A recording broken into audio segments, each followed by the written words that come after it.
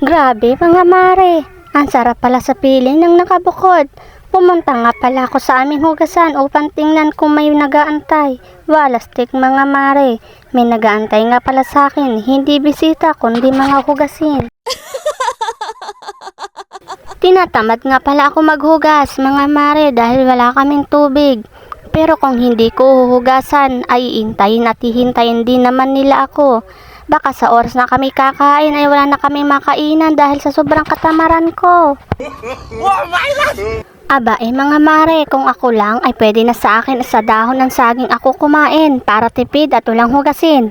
Pwedeng itapon na lamang.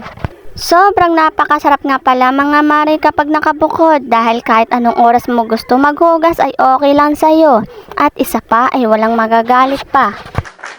Sa maniwala kayo sa hindi, kagabi pa talaga itong hugasin ko, kaya nga minsan ay hindi na ako nakain para walang hugasin. May asawa nga pala ko pero never kong nakitang naghugas o kahit hawakan man lang ang hugasin. O diba mga mare, sobrang sipag ng asawa ko. Swerte mo kapag ang asawa mo ay naghugas ang pinakainan ninyo. Kaya nga naman ako tinatamad mga mare dahil walang tubig. Kahit din naman kayo itatama rin din tulad ko dahil nga sa sobrang hirap ng tubig ngayon. Kaya nga kahit tinatamad ako mga mare ay naghugas na nga ako. Sinaid ko na nga itong mga konting tubig na natitira pa. Napapansin nyo siguro mga mare na sa labas ang hugasin ko. Of course mga mare dahil maliit lang aming munting bahay kubo. Dahil walang space sa loob. Kaya nasa labas ang aming hugasin at lutuan. O diba mga mare sosyal, kayo siguro nasa loob ang inyong hugasan. Kaya naghugas na nga ako mga mare habang walang ulan dahil itong kusina namin ay walang bubong. Kaya mababasa at mababasa ka talaga.